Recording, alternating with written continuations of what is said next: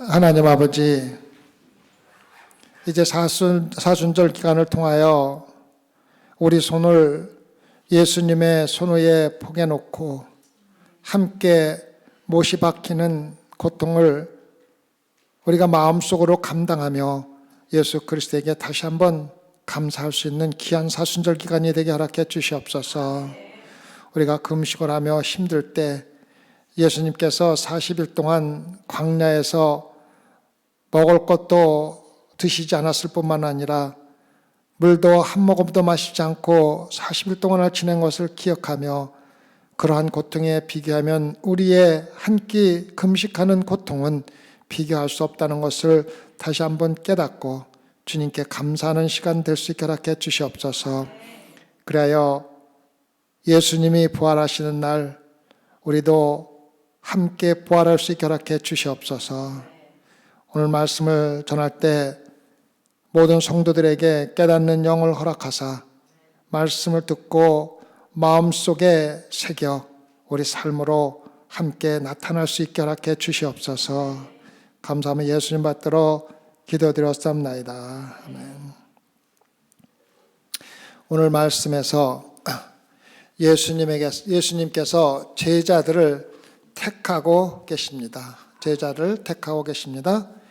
예수님께서 제자들을 선택하는 방법은 실제로 우리가 선택하는 방법과는 매우 다르다는 것을 우리는 말씀을 통해서 쉽게 알 수가 있습니다. 우리가 생각하는 것과는 전혀 다른 질문을 하고 계십니다. 예수님께서 제자들을 택하시기 위해서 묻는 질문이 실제로 오늘날 예수님을 따르며 섬기려는 여러분과 저에게 묻는 질문입니다. 그래서 오늘 말씀 가운데 똑같은 질문에 나 스스로 답을 하면서 자신이 예수님의 올바른 제자로 신앙생활을 하고 있는지 확인해보고 알아보는 귀한 시간이 되기를 부탁을 드리겠습니다. 첫 번째 질문은 너희가 나의 제자가 되기를 원한다면 실제로 구하는 것이 무엇이냐? 다시 말해서 예수님의 제자가 되기를 원하는 이유가 무엇이냐고 묻고 있습니다. 더 쉽게 말하면은 여러분이 이 자리에 앉아 있는 이유가 도대체 무엇이냐고 묻는 것입니다. 이 질문은 요한복음 1장 35절부터 36절에 보여주고 있습니다. 또 이튿날 요한이 자기 제자 중 두 사람과 함께 섰다가 예수의 다니심을 보고 말하되 보라 하나님의 어린 양이로다. 두 제자가 그의 말을 듣고 예수를 좇거늘 예수께서 돌이켜 그 좇는 것을 보시고 물어 가라사대 무엇을 구하느냐? 무엇을 구하느냐? 묻고 있습니다. 무엇을 구하느냐? 여러분과 저에게 무엇을 얻기 위해서 예수 그리스도를 따르고 있느냐고 예수님께서 묻고 있습니다. 요한과 안드레는 예수님 따르는 것을 대단히 심각하게 생각하고 있었다는 것을 쉽게 볼 수가 있습니다. 두 제자가 그의 말을 듣고 예수를 좇거늘. 좇는다는 단어는 신약 성경의 다른 곳에서 헌신을 서약한 제자라는 의미로 사용되고 있습니다. 헬라 원문의 의미는 헌신과 관심이 일시적인 사람에게도 사용된 적이 있습니다. 다시 말해서 잘못된 이유로 예수님을 따랐던 사람들에게도 똑같이 따른다, 좇는다라는 원본을 사용하고 있습니다. 요한복음 6장 1절에서 2절을 보면 그 후에 예수께서 갈릴리 바다 곧 디베랴 바다 건너편으로 가심에 큰 무리가 따르니, 여기서 따른다는 말은 바로 좇는다는 뜻입니다. 이는 병인들에게 행하시는 표적을 보미러라. 표적을 보미러라. 여기서는 같은 단어가 따르니라고 해석되어 있으며 예수님을 따르는 무리들은 예수님이 행하신 기적을 보고 단순히 호기심에서 혹은 내가 기적을 통해서 얻을 것이 무엇인지를 찾으면서 따르고 있었다는 것을 의미합니다. 요한복음 6장 66절의 마지막 부분에서 예수님의 가르침에 대한 그들의 반응이 이것을 잘 설명해 주고 있습니다.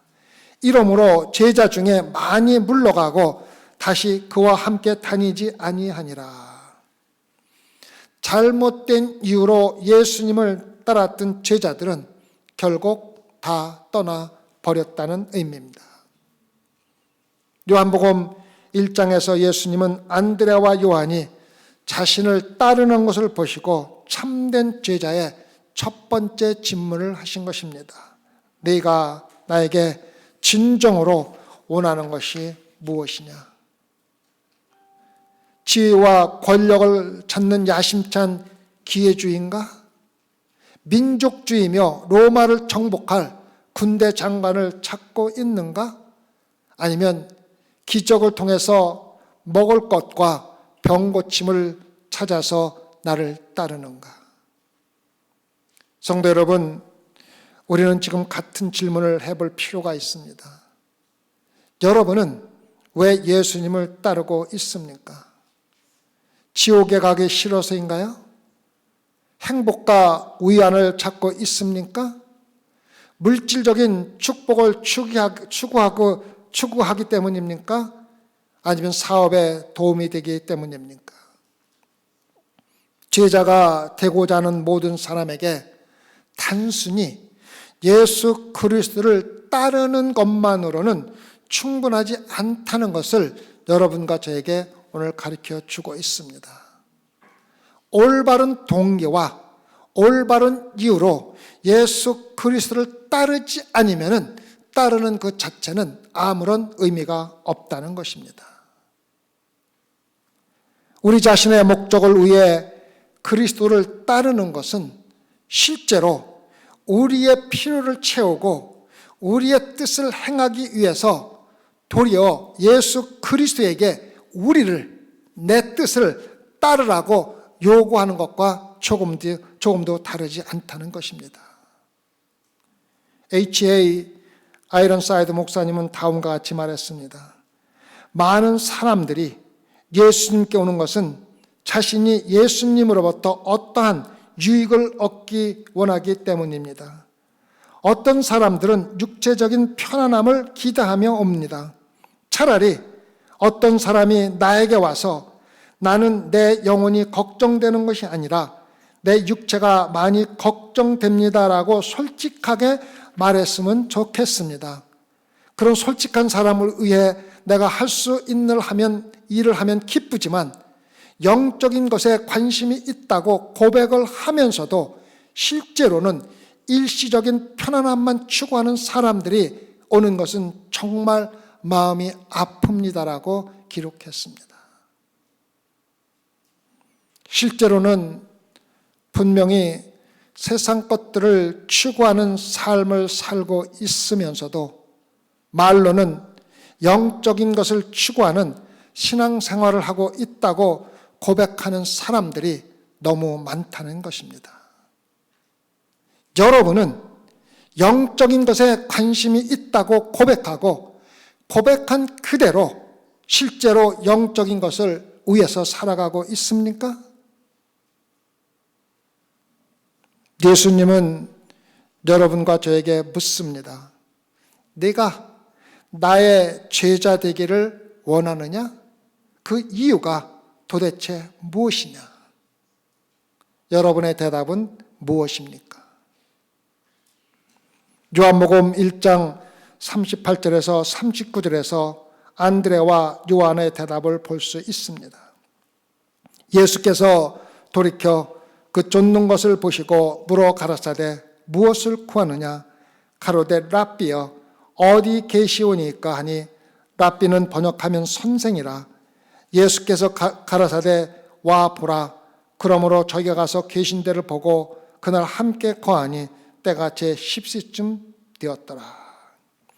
이 두 제자는 예수님의 말씀보다 더 더 많은 것에 관심을 가지고 있었다는 걸 우리가 볼 수가 있습니다. 그들은 실제로 예수님, 당신의 처소가 어디입니까? 묻고 있는 것입니다. 도대체 어디에 살고 있습니까? 즉, 우리는 당신과 함께 앉아서 질문하고 답을 얻기를 원합니다. 우리는 당신을 좀 더 알고 싶습니다. 예수님이 거하시는 곳까지 찾아가서라도 예수님을 좀 더 알고 싶어하는 열정이 여러분과 저에게 있어야 한다는 것입니다. 예수님과 두 제자 사이에 있었던 긴 대화의 내용이 성경에 기록되어 있지는 않지만 1장 40절에서 42절에서 그들의 대화의 결과를 우리에게 알려주고 있습니다. 요한의 말을 듣고 예수를 쫓는 두 사람 중에 하나는 시몬 베드로의 형제 안드레라. 그가 먼저 자기 형제 시몬을 찾아 말하되 우리가 메시아를 만났다 하고, 메시아는 번역하면 그리스도라. 데리고 예수께로 오니 예수께서 보시고 가라사대 내가 요한의 아들 시몬이니 장차 게바라 하리라 하시니라. 게바는 번역하면 베드로라.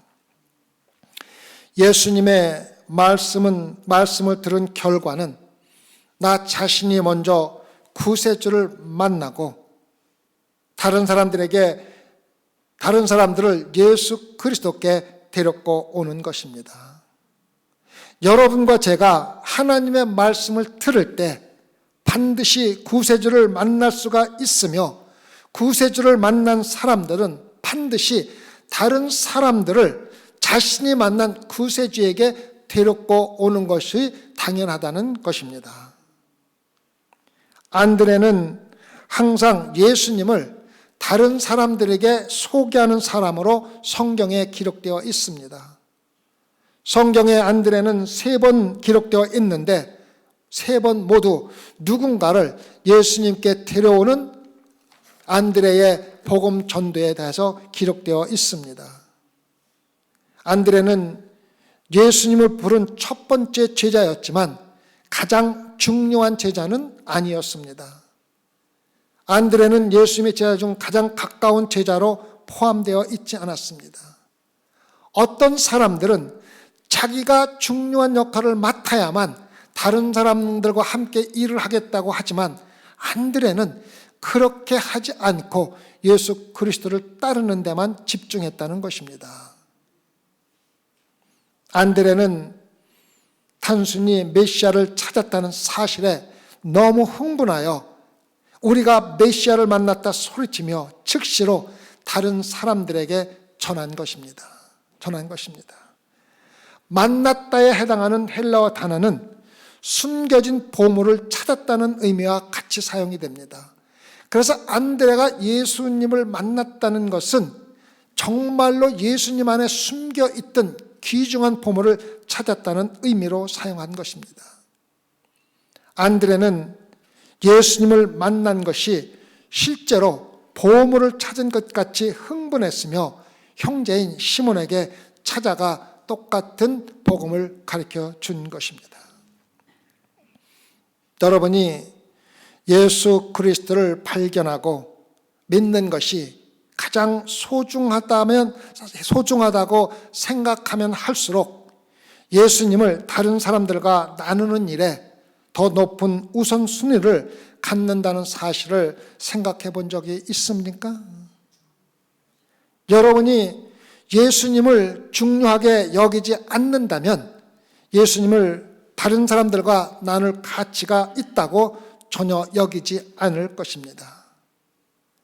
아마도 여러분 가운데 아직도 예수님의 귀중함을 알지 못하기 때문에 예수님을 다른 사람들에게 전하지 못하는 사람들이 많이 있을 것이라 생각됩니다.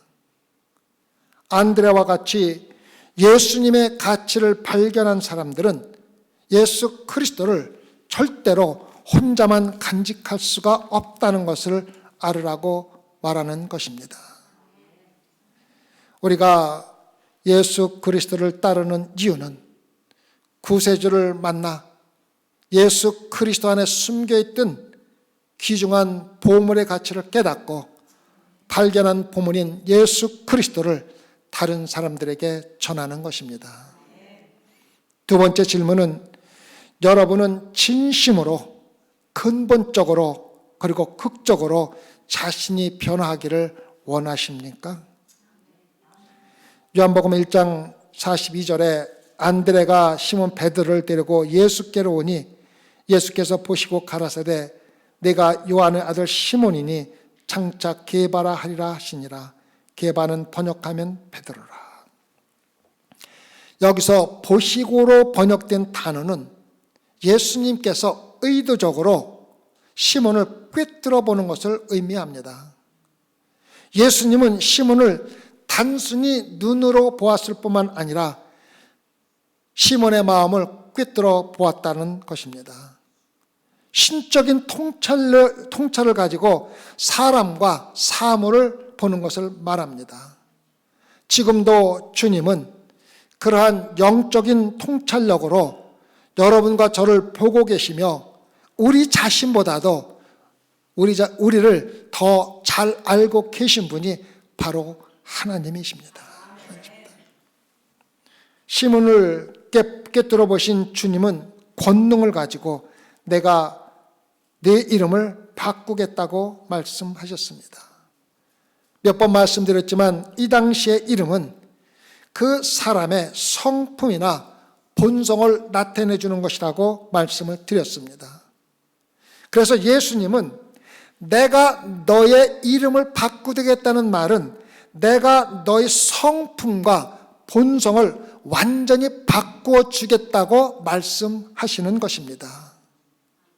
내가 너의 이름을 바울이라는 의미를 가진 베드로로 성품과 본성을 완전히 바꾸겠다고 말씀을 하신 것입니다.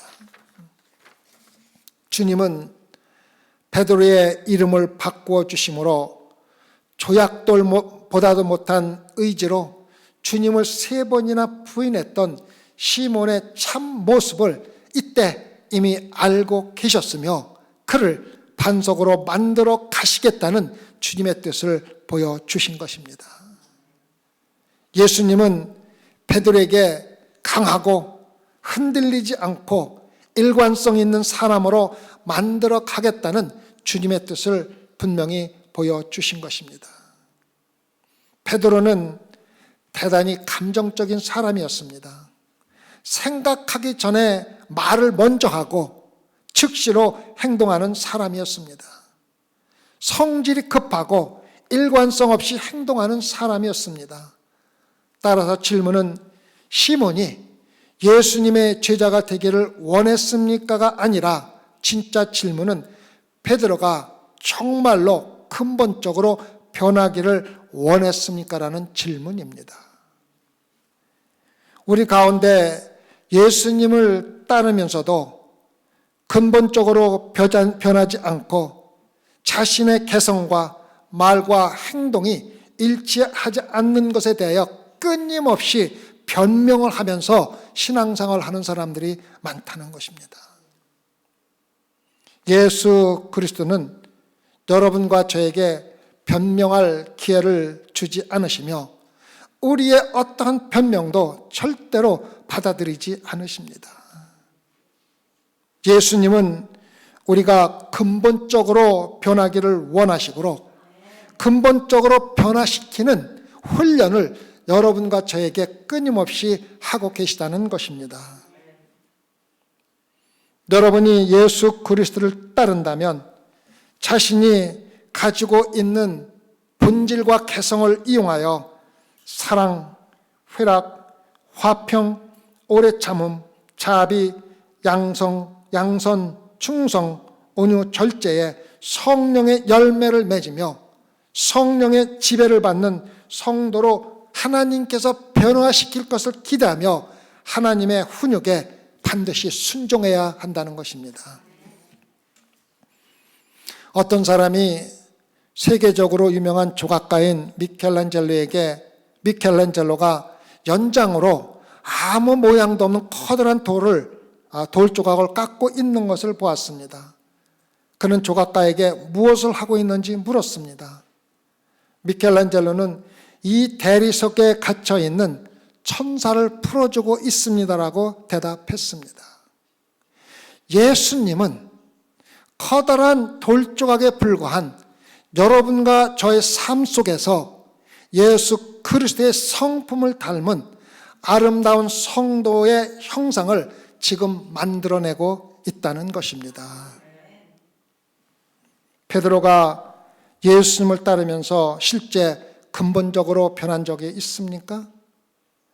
베드로는 자제하는 방법을 실제로 배웠습니까? 예수님께서 잡히실 때 칼로 대제사장의 종의 귀를 자르는 혈기를 가지고 있던 베드로가 나중에 변하여 베드로전서 3장 8절과 10절에서 마지막으로 말하노니 너희가 다 마음을 같이하여 체휼하며 형제를 사랑하며 불쌍히 여기며 겸손하며 악을 악으로 욕을 욕으로 갚지 말고 도리어 복을 빌라. 이를 위하여 너희가 부르심을 입었으니 이는 복을 유업으로 받게 하려 하심이라. 그러므로 생명을 사랑하고 좋은 날 보기를 원하는 자는 혀를 금하여 악한 말을 그치며 그 입술로 기회를 말하지 말라고 기록하고 있습니다. 베드로는 급하고 혈기 있는 사람에서 자기 마음을 잘 다스리는 사람으로 변한 것이 분명합니다. 베드로는 겸손의 중요성을 배운 적이 있습니까? 베드로는 자만하고 이기적인 자신감으로 가득 차 있었기 때문에 항상 그렇게 말을 한 사람입니다.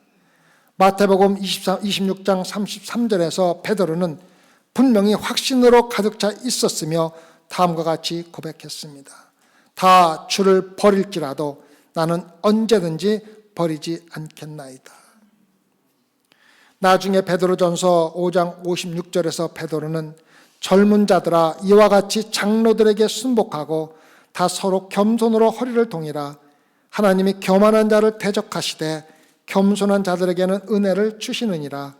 그러므로 하나님의 능하신 손 아래서 겸손하라. 때가 되면 너희를 높이시리라. 베드로는 자만하던 사람에서 겸손한 사람으로 완전히 변한 것이 분명합니다. 베드로의 실패가 치명적이지 않았고 그는 참으로 성령의 열매를 맺는 삶으로 극적인 변화를 경험한 것입니다. 여러분이 예수님의 제자가 되고 싶다고 고백하고 주님과 함께 걷고 있다고 말한다면 예수님이 여러분을 근본적으로 변화시키는 과정을 거쳐 성령의 열매를 맺는 성도로 반드시 바뀌어야 한다는 것을 마음속에 새겨두고 신앙생활 하시기 바랍니다. 네 번째 질문은 나를 떠나지 말고 끝까지 따르겠느냐? 나를 떠나지 않고 끝까지 따르겠느냐? 이 질문은 요한복음 1장 43절에서 암시하고 있습니다. 이튿날 예수께서 갈릴리로 나가려 하시다가 빌립을 만나 이르시되 나를 쫓으라 하시니, 이 말씀은 짧은 구절에 불과하지만 많은 것을 말해줍니다. 나를 쫓으라는 명령은 나를 계속해서 쫓으라, 아니면은 끝까지 나를 따르라는 의미로 사용이 되는 것입니다. 빌립이 영적인 진리를 깨닫는데 아주 오래 걸린 사람이었기 때문에 이 말씀은 빌립과 같은 사람에게 대단히 중요했습니다. 지식이 부족해서가 아니라 믿음이 부족했기 때문입니다. 예수님은 빌립의 믿음이 성장하기를 원하시며 믿음이 자랄 때까지 계속해서 나를 떠나지 말고 쫓으라고 말씀하신 것입니다. 예수님은 신앙이 서서히 성장하는 빌립에게 빌립아, 믿음이 서서히 성장해도 포기하지 말고 끝까지 나를 따르라고 말씀하신 것입니다. 일반 역사의 기록과 기독교 전통에 의하면 빌립이 부활하신 주님을 섬기는데 끝까지 헌신했다는 것을 보여줍니다. 실제로 빌립은 예수 그리스도를 따르면서 하나님의 일을 열심히 하다가 순교자의 죽음을 죽은 것입니다. 자신의 허벅다리와 발목에 구멍이 뚫려 거꾸로 매달려 피를 흘리며 서서히 죽어갔다고 기록하고 있습니다. 빌립아, 나를 끝까지 쫓으라고 하신 주님의 말씀을 기억하면서 순교하는 순간까지 주님을 따랐던 것입니다. 제자가 되는 것은 단거리 경주가 아니라 장거리 경주라는 것을 마음에 새겨두라는 것입니다. 네 번째 질문은 너희가 나의 제자가 되고자 한다면 자신을 온전히 나에게 공개할 의지가 있느냐? 내 마음속에 있는 모든 것을 예수님께 털어놓을 수가 있느냐는 말씀입니다. 이 질문은 예수님과 나다니엘의 대화에 함축이 되어 있습니다. 요한복음 1장 45에서 46절을 보면 빌립이 나다니엘을 찾아가 이르되 모세가 율법에 기록하였고 여러 선지자가 기록한 그 일을 우리가 만났으니 요셉의 아들 나사렛 예수니라. 나다나엘이 가로되 나사렛에서 무슨 선한 일이 날 수 있느냐? 빌립이 가로되 와 보라 하니라. 나사렛은 사실 하나님을 받아들일 만한 자리가 거의 없는 사악한 도시였습니다. 메시아인 예수 그리스도가 메시아가 어떻게 사악한 도시인 나사렛에서 날 수 있냐고 묻는 것입니다. 나사렛은 예수님이 가르치실 때 가장 먼저 폭력적으로 반응한 최초의 도시였습니다. 나사렛이 갈릴리의 수도인 세폴리스에 불과 4마일밖에 떨어져 있지 않았기 때문이라고 학자들은 이야기를 합니다. 로마 통치자들이 일꾼을 필요로 할 때마다 나사렛 사람들을 데리고 왔으며 나사렛 사람들은 매일 로마의 이교도 영향을 받게 되고 하나님을 대적하는 사악한 사람들로 서서히 변했기 때문에 예수 그리스도가 태어나실 때쯤에는 이미 사악한 도시로 마을로 변해버렸기 때문이라는 것입니다. 빌립은 논쟁하지 않고 단순히 와서 보라고 말했고 나다나엘은 예수님을 보기 위해서 온 것입니다. 1장 47절에서 예수께서 나다나엘이 자기에게 오는 것을 보시고 그를 가리켜 가라사대 보라 이는 참 이스라엘 사람이라 그 속에 간사한 것이 없도다. 간사한이라는 단어는 믿기 또는 덫이라는 의미로 사용됩니다. 다시 말해서 나다나엘은 기만적인 기회주의가 아니었다고 예수님이 말씀하신 것입니다. 계속해서 48절을 보면 나다나엘이 가로되 어떻게 나를 아시나이까? 예수께서 답답해 가라사대 빌립아 너를 부르기 전에 내가 무화과 나무 아래 있을 때에 보았노라. 나다나엘에 대한 이 말씀에서 예수님은 자신이 전지전능하신 하나님임을 보여주고 있는 것입니다. 예수님의 말씀은 내가 무화과 나무 아래서 묵상을 할 때 단순히 너의 모습을 본 것이 아니라 네가 무엇에 대하여 묵상을 하고 있었는지 내가 다 보았다고 말을 하고 있는 것입니다. 그래서 전지전능하신 하나님만이 하실 수 있는 일을 내가 했다고 나다나엘에게 이야기해주고 있는 것입니다. 예수님께서 나다나엘이 창세기 28장에 기록된 야곱이 경험한 천사들이 하늘에서 오르락 내리락 하는 사닥다리의 이야기에 대해 묵상하고 있었다는 것을 알려주고 있습니다.